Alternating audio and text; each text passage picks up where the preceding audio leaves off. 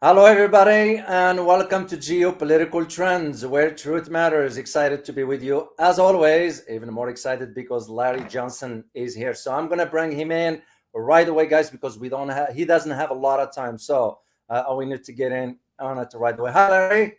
Hey man, It's, thanks for the invite as always. of course, it's always a treat and pleasure to have you here. The whole community is always excited to see you here. So I know you are have a crunch on time, and I will be respectful of that. But I'm so grateful that you were able to squeeze at us Oh in. yeah, So yeah, yeah. very, very, very grateful. Larry, I want to start from the get go.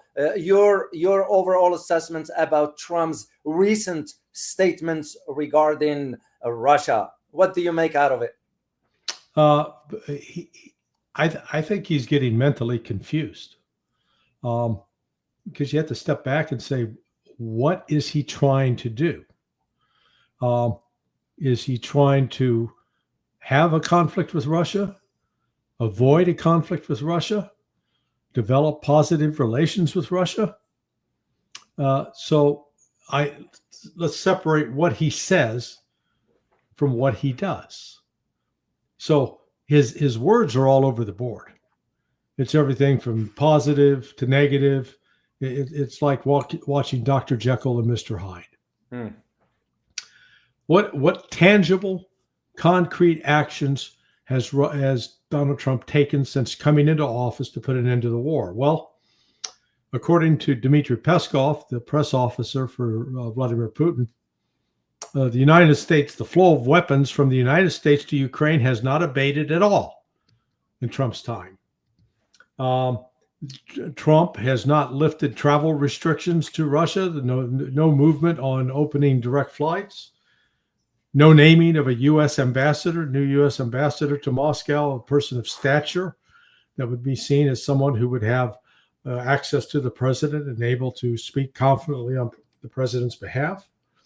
No effort to return property that was seized by the U.S. government under Barack Obama and taken from the Russians. So apart from Trump calling Putin up and having chats, occasionally, there is no other outward sign that Trump's done anything to make the relationship better. Russia, for its part, if you watched an interview that Putin did on Sunday, with his favorite reporter, he was very sort of blunt. I mean, he was a relaxed conversation. He's sitting there with his arms and legs wide open, so the body language was not showing any kind of tension at all. But he was very firm. He admitted that he had made some mistakes in the past by trusting the West too much, and that his basic message was, one, the West, and you've got to say this has got to apply to Trump as well, they consistently lie to us. And number two, we have made repeated offers of ways that we could cooperate to get together on building mutual security, and every single one of them has been rejected. So Putin says, we're going to make sure that we protect Russia and that Russia's future is secure. Yeah. So until Trump comes to recognize that and accept that, there are some who say, I saw Doug McGregor saying that some of his sources indicated that, there are high-level talks going on between Russia and China, and those are going well. Well, maybe they are, but we're not seeing any results outside of that.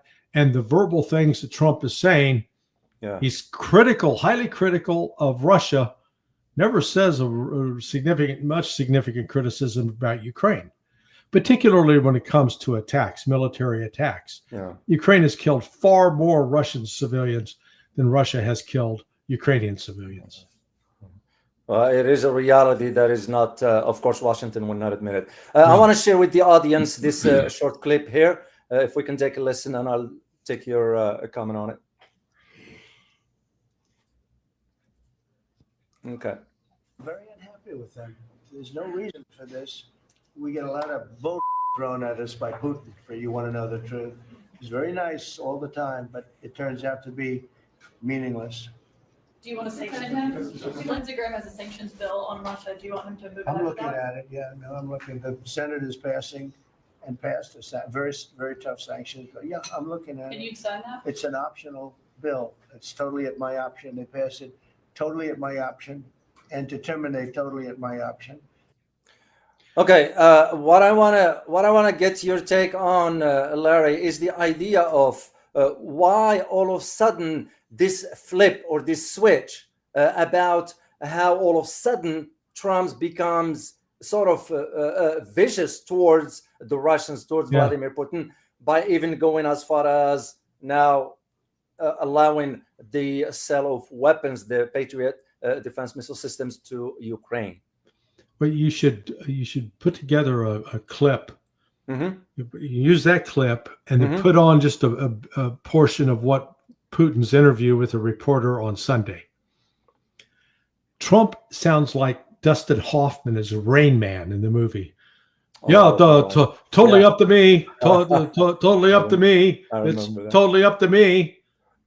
Hey, I think it's totally up to you. Just repeat it 3 times. You know, this is not how a person of what I'll call normal intelligence Yeah. talks. When you have to constantly repeat yourself, to me, it indicates there's something mentally wrong with the guy. This is, totally up to me.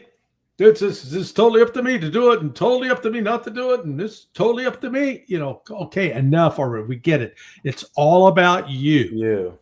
Yeah. And this is the problem, that the Russians just slough it off. Lavrov said earlier, when asked about the 50-day deadline Yeah. that Trump announced yesterday, he goes, Trump has always given us 24 hours. Then there was 100 hours. Now it's 50 days. He said, it doesn't matter. They don't take him seriously. Yeah.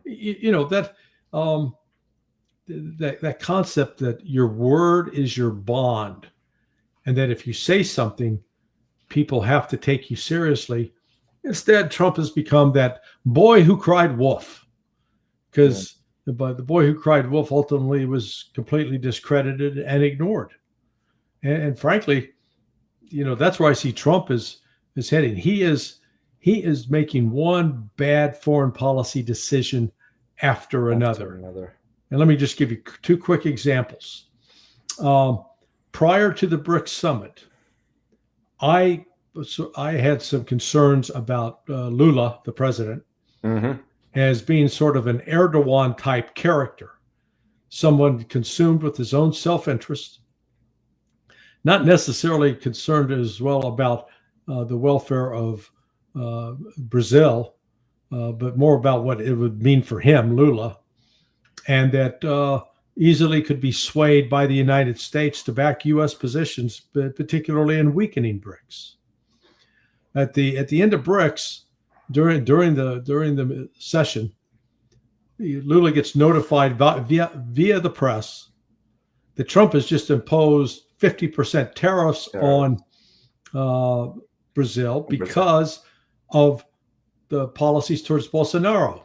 What Trump was saying, there was political persecution of Bolsonaro.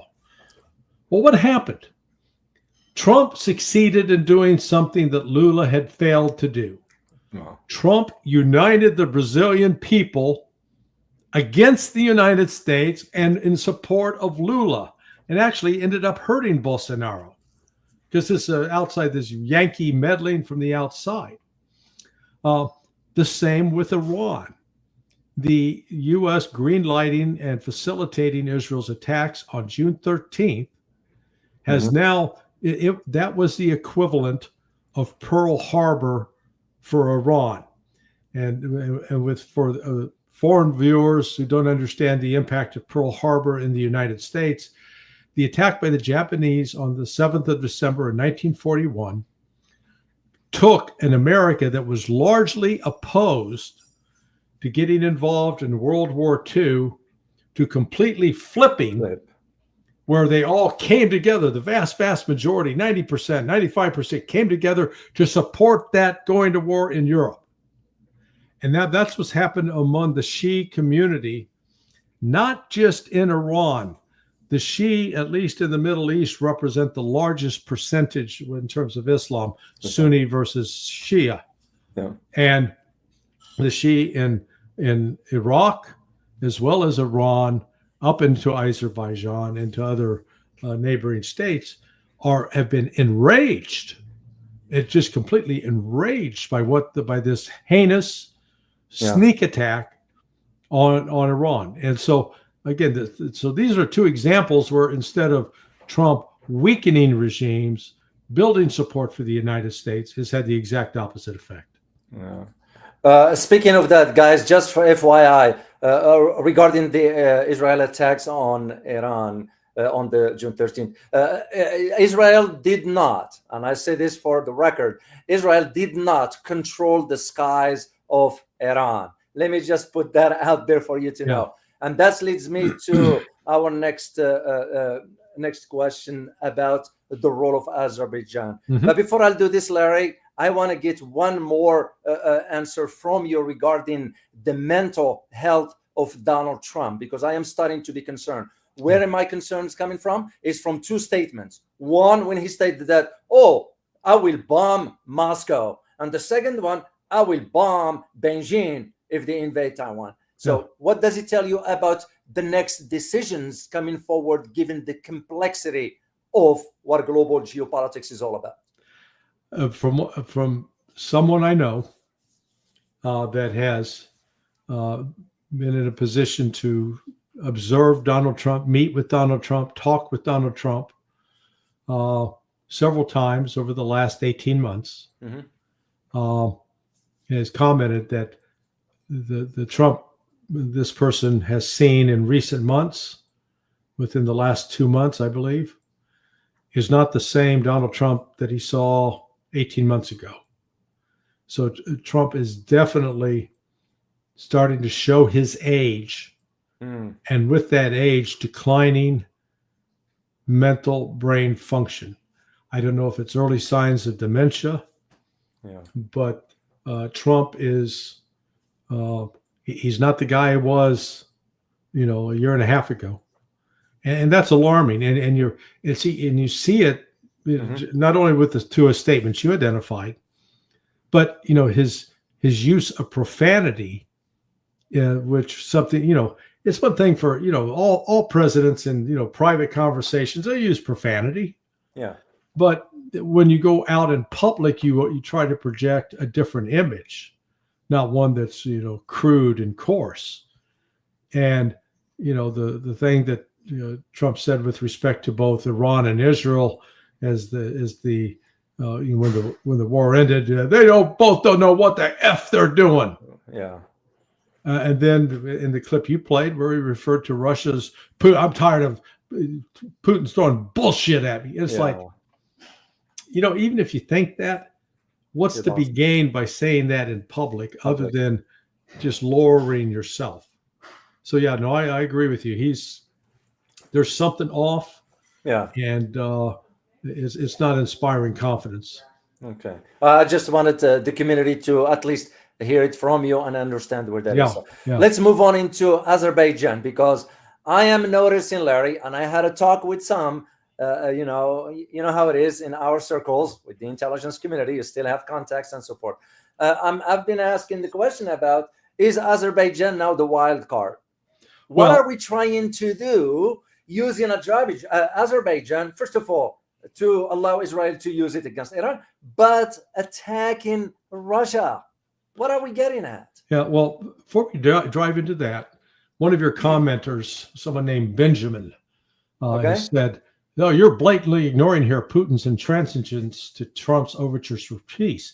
Trump has made no overtures to peace. Overtures to peace would be that Trump would say, okay, we're putting an end to shipping in military equipment that's being used to attack and kill your citizens. Because I guarantee you, if Russia was sending military equipment to the Sinaloa and different Mexican drug cartels and they were attacking and killing Americans, we wouldn't put up with it for a goddamn minute. We'd put an end to that. That's true. Okay, that's number one. We're sharing intelligence that is being used to target and kill Russian citizens. So Putin has made it very clear. He's not intransigent. He's made it very clear. Here are our demands. One, recognize that these provinces that we now occupy or we have troops in, that they're ours, not Ukraine's. Number one. Number two, pull all NATO troops and military support out of Ukraine. And they've been very clear on their demands. So Trump has made no overture for peace. Trump's offered no concession. This war was provoked by the West, which brings us to Azerbaijan. Yeah. Azerbaijan is the site for one of the largest CIA presence in the world, along with the Israelis have a presence there, which is really ironic. It's only a small country, 10 million people, but it is strategically located between Russia and Iran. Iran.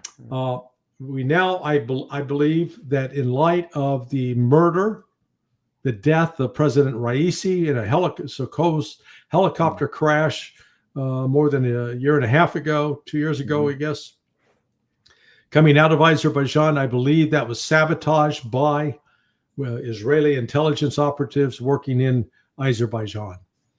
Azerbaijan has become a tool of Western intelligence. It provided direct support to Israel and the United States in the bombings that took place inside Iran. The problem for Azerbaijan is there are only 10 million people. Iran is a nation of 91 million. Russia is a nation of 140 million. And Azerbaijan does not have a ballistic missile force. Iran does. Iran in one day could take out all of Azerbaijan's oil industry, destroy it, obliterate it. As could Russia. Yeah. Russia sent a very important message to Aliyev, the president of Azerbaijan, last week, when Russia destroyed in Ukraine 2 critical oil refineries that previously they had left untouched in the last 3 years. Why? Because they're owned personally by Aliyev. Russia now took them out.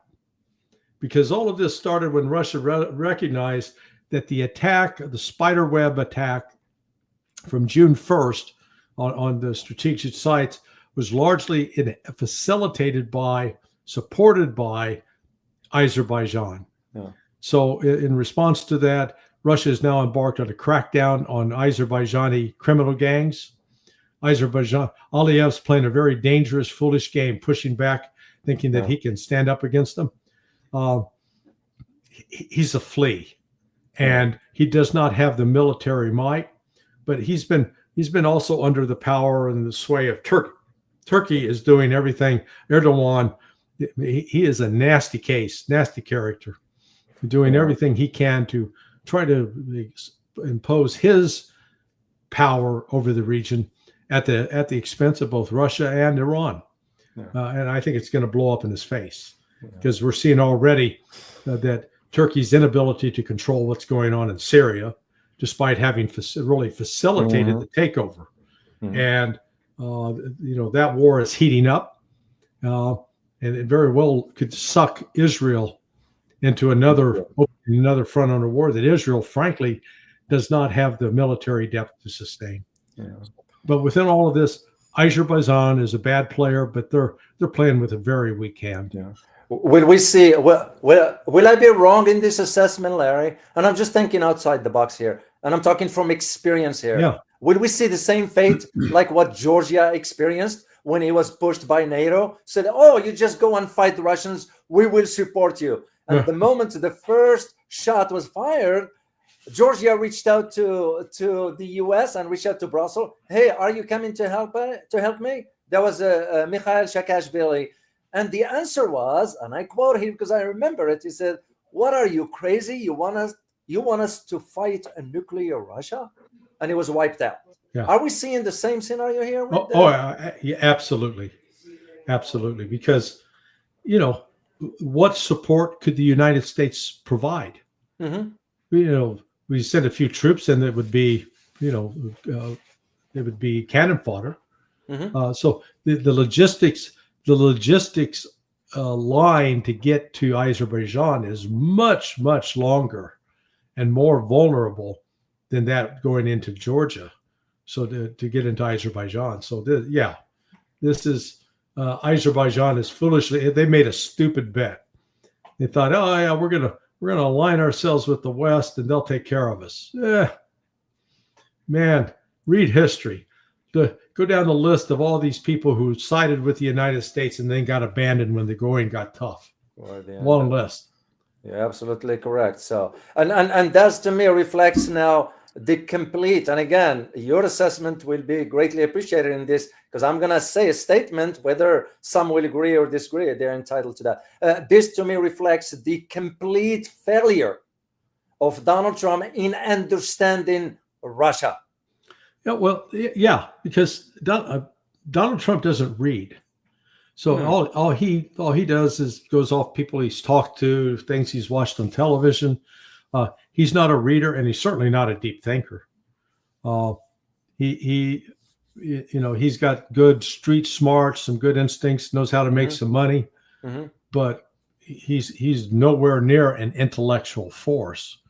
He's a narcissistic personality that you constantly have to stroke him and tell him what a wonderful person he is. You do that, boy, you're going to be in great shape with Donald Trump. If you don't come and worship at the feet, all of a sudden you're an enemy. And just look at the dust up between him and Elon Musk.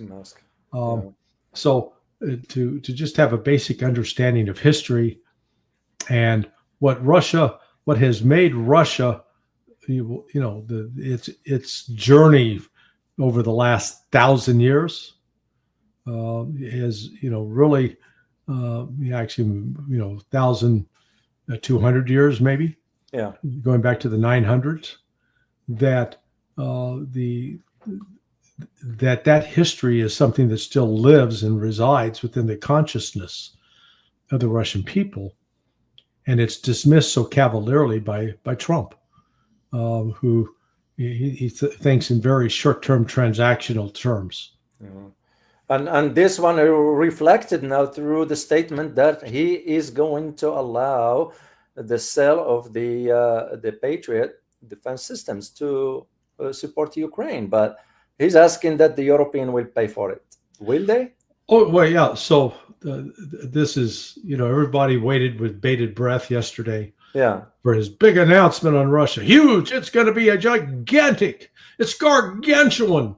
Nobody's ever done anything like this. Everybody's like, oh, my God, this is going to be spectacular. What's he going to do? Here's my deal. We're going to have NATO, which we, the U.S., basically control. NATO is going to either take the Russian money that's been seized, give it to us to buy weapons that we don't necessarily have because we haven't necessarily got them in store or haven't manufactured them yet. Or NATO itself is going to pony up the money. France, Germany, they're going to all pass the hat or put their money in. They'll buy it from us. But anyway, we're buying. We give it to them, and then they can give it to Ukraine. And so, hey, Mr. President, what are you going to give them? Oh, some Patriots. Well, right now, the total inventory of Patriot missile launchers or batteries in the U.S. inventory is between 50 and 60. Now, Trump reportedly said he was going to give 17.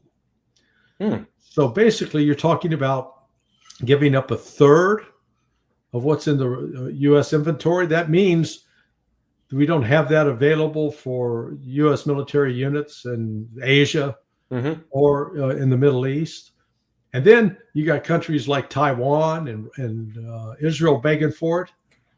And then to make matters even more complicated is the annual production of missiles that go in each of those batteries is the top figure I've seen is 700 per year. Wow. And when you consider each one of those missile batteries has 16 missile tubes. So just do the math. You would have, if you had 20 launchers and you wanted to have enough to fire 2 volleys, Right there, you're at 320. If I'm doing my math properly, you get a 16, 160 to 320. You're right. Right there, that's half of what the U.S. can produce in 1 year. And when you consider that, like almost 5 of the last 6 nights, Russia's fired between 500 and 700 drones and missiles into Ukraine. Well, if you have to, when a Patriot missile fires back at an incoming drone or missile, it's going to fire anywhere between 2 to 4 of the Patriot missiles at one incoming object. So one tube or one launcher with 16 missiles could potentially handle only 4 incoming rockets. Well, okay, so Russia shot over 500. Do the math; it doesn't work out. So what Trump is promising is just it's not even as good as putting lipstick on a pig. Yeah, it really is exposing. It's a meaningless tactical gesture. Yeah, I didn't quite understand, let alone the cost of that. To my knowledge, and correct me, Larry, if I'm wrong, isn't that the cost is about $1 billion for that Patriot system, complete with the radars, the batteries, and the launchers?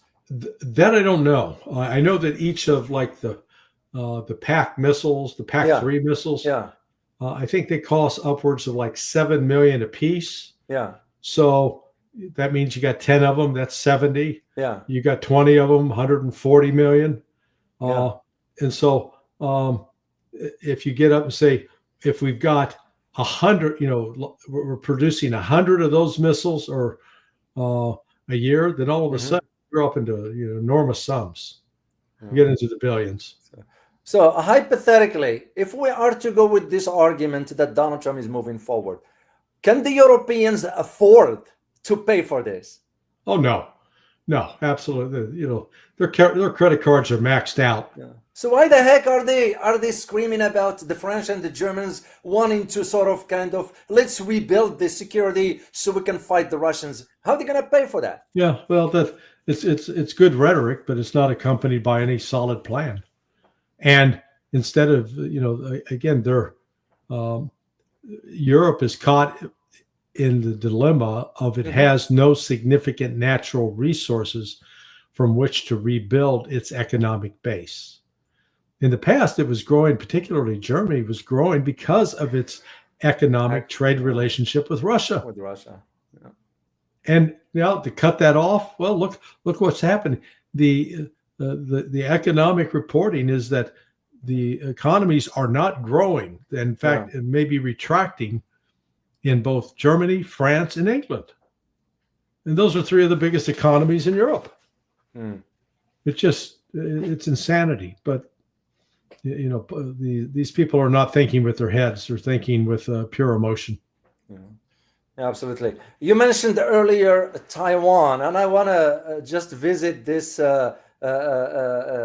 topic, not about specifically Taiwan. What I wanted to touch on this, Larry, is the idea that the U.S. now is considering building an ammo factory in the Philippines, in addition to having the Pentagon pressuring Japan and Australia in stating where do they stand in case there is a war between the US and China. And to add to this is the statement by the Secretary of NATO, Mark Rutte, which is another incompetent. Now he's saying that we are alarmed by China's military buildup. What does all this have in common?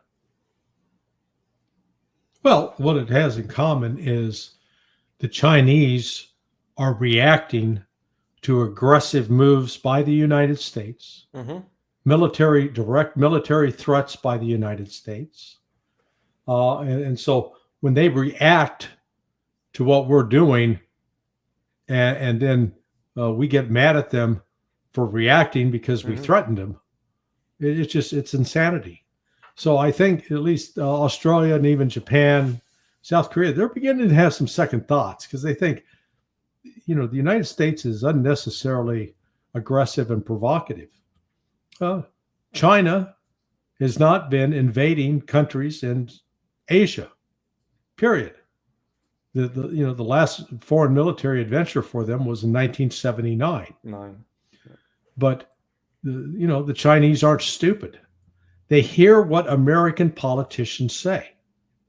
They've watched over the last 6 years as the United States has broken its word with respect to the agreements that we signed in the 1970s, admitting that China was one China and Taiwan was part of China. Yeah. To now, even though that's still a part of U.S. law as a treaty, we've got politicians and businessmen insisting, oh, no, Taiwan's independent. We need to stand and fight for Taiwan. So, naturally, the Chinese, look around and see this and they say, hey, we've got to take measures to defend ourselves. And that's why they're building up their army. That's why they're building up their Navy. That's why they're building up their Air Force.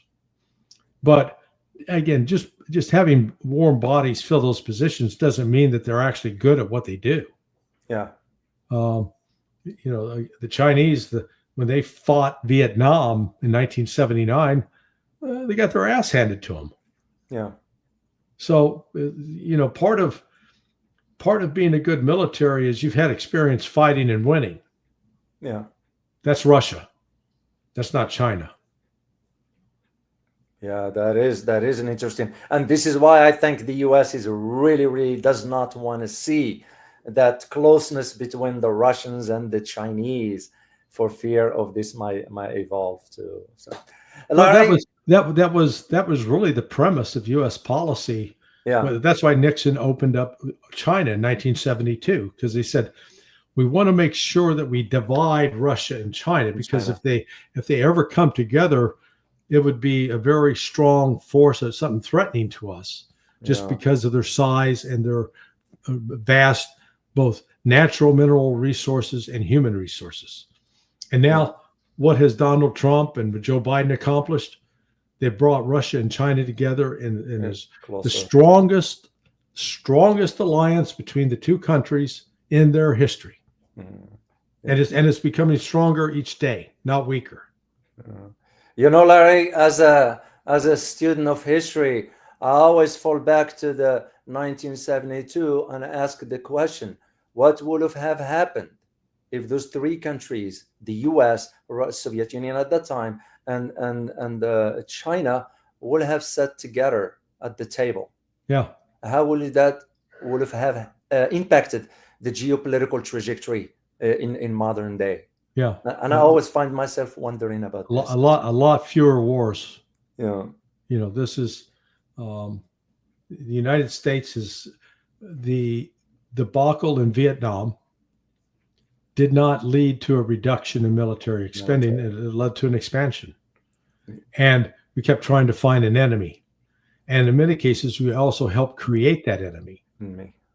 There's now, the way this story was initially told with respect to the Soviet invasion of Afghanistan was that this was unprovoked and that the United States had to come into the aid of these, poor, oppressed people of Afghanistan.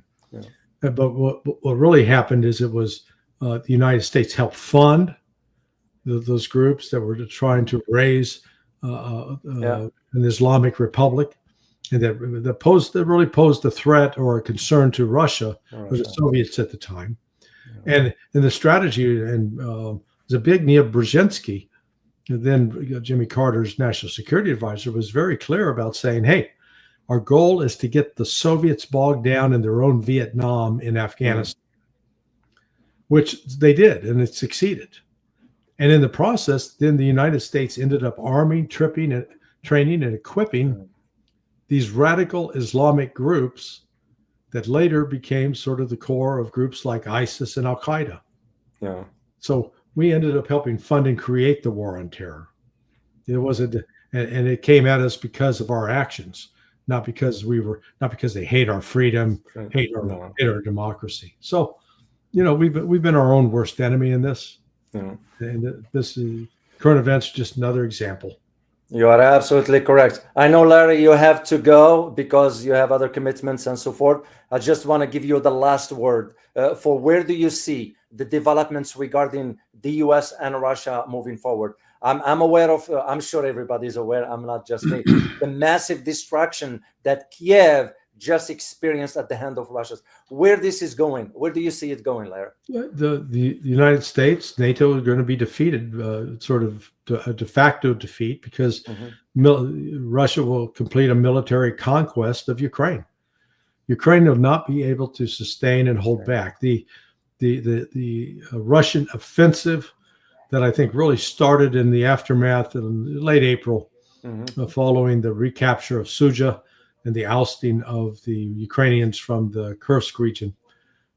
Russia is now pressing with great strength all along the line of contact from north to south, moving in Zaporizhia, moving in Donetsk, moving in Kharkiv, moving in Luhansk. They've entered Dnipropetrovsk, and they're moving in Sumy. And the simple fact is Ukraine does not have enough trained manpower to respond. And they will crack, and when they crack, it will be quick. It's not going to be drawn out. It'll be a very quick collapse. It's like when a dam breaks. You may have a few leaks here and there, but finally when it breaks, it's a wall of water. Indeed. Well, Larry, I can't thank you enough, my dear friend, for being here, for sharing your knowledge with the community. Your community always end up learning something from you. So we are very, very grateful to have you here. I always appreciate the generous invitation there, David. Of course. You're almost welcome. Look forward to doing it again, man. Of course. You take care, Larry. Okay. Bye-bye. Bye.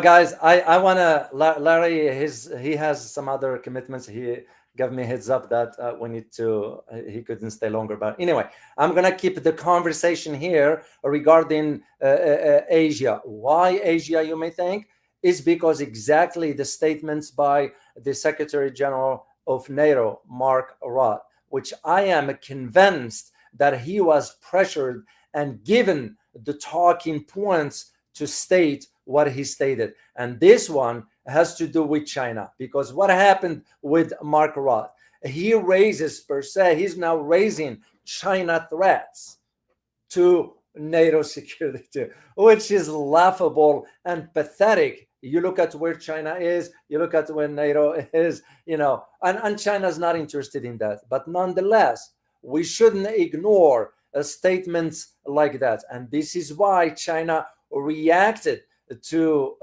sort of this massive NATO warning. And because China didn't hold back, they end up hitting back because to them it was like almost some sort of misleading information that could now, here is where the concern that I have, in addition to what's taking place in that part of the world, in Philippines, Australia, South Korea, and Japan.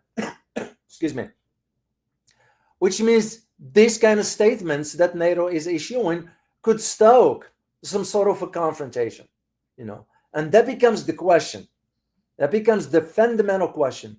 Should China sort of let the hammer fall where it may? In other words, if ever NATO expand its presence in that part of the world near China's borders, then China should react. A lot of analysts are arguing, China being nice, it's not going to cut it as we move forward, because you see the statements coming out of Washington, you see the statements coming out of Brussels, all of them aiming at one specific objective, and that is to sort of foment tensions in that part of the world and specifically provoke China. I remember a year ago, guys, I did a video, it's on a record there somewhere, when I talked what's his name? Stoltenberg used to be the Secretary of NATO. And he made similar statements like what Mark Rutte. And back then I argued, mark my word on this, that you're going to be hearing the statements over and over again, moving forward. And what's going to come with it It's certain tactics that the US and NATO and its allies going to get involved in and start to do. For example, the potential ammo factory in the Philippines. Excuse me. For example, the pressure by the Pentagon on Japan and Australia to clarify their position. To the point now, you know what we have, which we don't hear much about, is that South Korea now is reconsidering. Here is the shocker, guys. South Korea is reconsidering the possibility of acquiring some nuclear deterrence. Why? Because they are seeing they can't trust the Americans being under the US security umbrella. Could it be also they are seeing what's coming? Possibly, possibly not. And the possibility is always there. When you hear an incompetent president like Trump saying that, oh, we're going to come to the defense of Taiwan if it is invaded, whatever. Well, wait a minute. Who the heck are you to dictate how the status of a certain entities are? First of all, and it's not a secret, it's a public knowledge. We've signed 3 communiques, and I know I've talked about this before. I don't like to keep repeating myself. The 3 communiques we signed regarding the recognition that Taiwan is part of China, except that China decided to let them run their own affairs. I was there and I didn't see any sort of independence whatsoever. You know, they're still like part of China. It's just they are managing their own affairs. So for Trump to say, Taiwan is under our protection, we're going to come and defend it, whatever, if China invades, what the heck you are getting involved into something like that to begin with? And what for? And this is why I am very concerned, as I see now how the Philippines is being dragged into this. Philippines is going to become literally another Ukraine if it allowed itself to be used that way. Japan and Australia, they're going to have to decide what they want moving forward. South Korea has to decide what they want to move forward. I will even go as far as mentioning New Zealand as well. And this is why I wanted to just conclude this conversation here with the idea of how the Chinese reacted now to the statements of Mark Rutte, which because basically sounding the alarm about Beijing's massive military buildup. Well, wait a minute. What the heck are you doing? You are increasing your wanted to increase your military defense budget to 5%. You wanted to arm Ukraine even further to continue the war against the Russians. So what makes it wrong if China builds up its own military? And it's building up its own military not to invade countries. It's building up its own military capabilities to defend its economic interests. It's no different than what we did after World War II. What makes it wrong for them and right for us? This is where I see that double standards. Of course, Mike Rutte had to lie and mislead the public opinion regarding why the massive Chinese military buildup. It's because China's support for Russia in the Ukraine war. Well, wait a minute. What are we doing on our end? And this is, again, it's not a laughable matter. It's just the double standards. And usually when you see this kind of double standards with lack of any strategic thinking whatsoever, you realize the incompetency, the failure of whatever foreign policy that the US is embarking on. And when you hear the incompetent Trump stating, oh, I'm going to bomb Beijing, I'm going to bomb Moscow, you start to really, really question his mental status, and it becomes, I am no psychologist. I am no someone who understands this kind of stuff, but at least from what I'm observing, the body language tells me something else. Maybe there is that decline and Trump doesn't even realize what he's saying. So, and the thing is, all this has to do with one thing and one thing only. And that is vilifying the Chinese. Because China's military buildup like every other country. They are doing their military buildup. You do need to have a strong military. Simple as that. And in case of China, is even more important. Why? Because of its economic superiority, its AI technology advancements. So, and this is why this statement by Mark Roth, it's nothing but I don't know how to look at it, like an excuse for NATO to just scare the region, meaning Asia and Southeast Asia region and so forth, to scare them, that is, into and sort of push them into increasing their military spending. That's all it's all about. Because the idea will be to purchase US weapons. That's all it's all about. This is the reality of it. So, and that's why I wanted to just continue this conversation here regarding this particular point here. As you all know, the US is the one that is dictating the terms for NATO. All those NATO pathetic countries, they are just subservient to whatever we decide because we control the budget.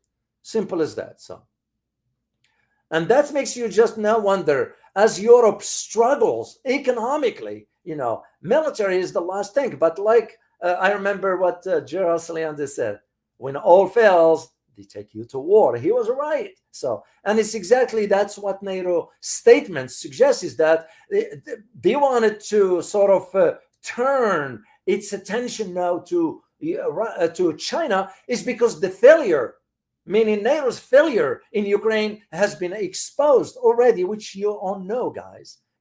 It's just now they have to keep the narrative alive. What you do, shift it towards China, the big elephant in the room. So that is why this argument, because NATO is arguing in the wording of it like this systemic challenge that China is posing to the NATO, which has nothing to do with the reality. That's the fact of it, guys. This is why. And you all remember last year what NATO said? They wanted to open an office in Tokyo. So read between the lines. So and this is why you start to see the countries like Japan, countries like South Korea, Australia, and New Zealand, Philippines, they're just being used as a tool. This is where you see in this military buildup that NATO want to push for the countries in the region, Japan, South Korea, Australia, New Zealand, and the Philippines, for that matter, to increase their defense spending. Here is one of the shocking information I'm going to share with you, is that Japan now is willing to sort of start a new page with the Chinese. And we don't like that. Of course, nobody's going to forget what the Japanese did to the Chinese 80 years ago. I'm sure the Chinese will never forget this. Will they forgive? Possibly, possibly not. It's up to them to decide. But when you look at it also with AUKUS, the US, UK, and Australia, and moving forward into that direction, even now you got people in Australia questioning, really questioning this idea of this AUKUS, questioning these commitments to these nuclear submarines, which will never materialize anyway, that Australia is paying over $300 billion at the expense of its people and its economy. So this is why when you listen to the statements by Mark Roth, we'll only focus on those two countries, China and North Korea.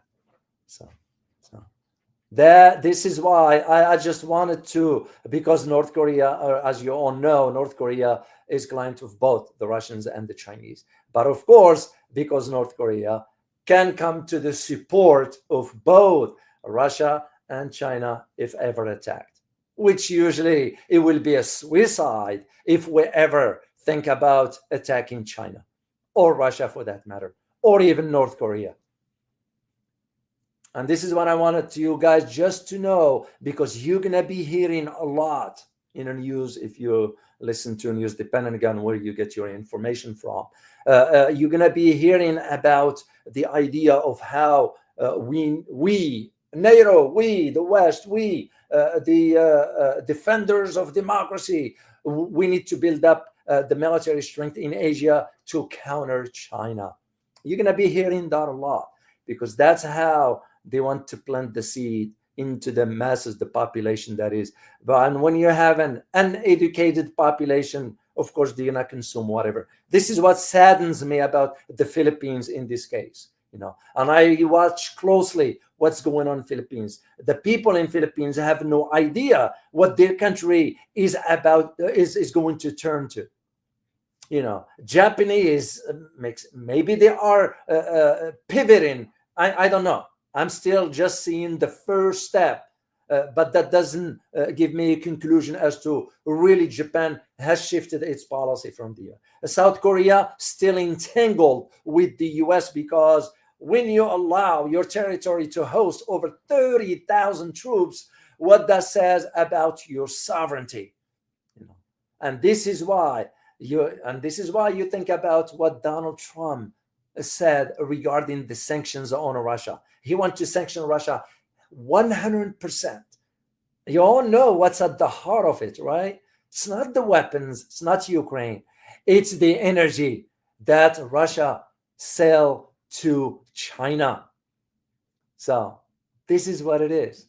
So we're not going to succeed into that because China has invested massive. I wrote about it in my Russia book. I wish I would have forget the excerpt for you when it contributed to financing pipelines from the Arctic. And the purpose for that was to bring in oil and gas.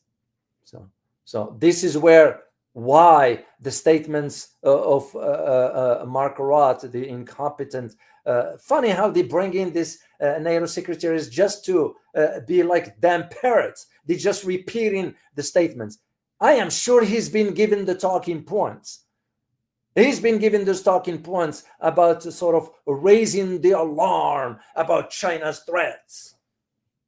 That's just ludicrous.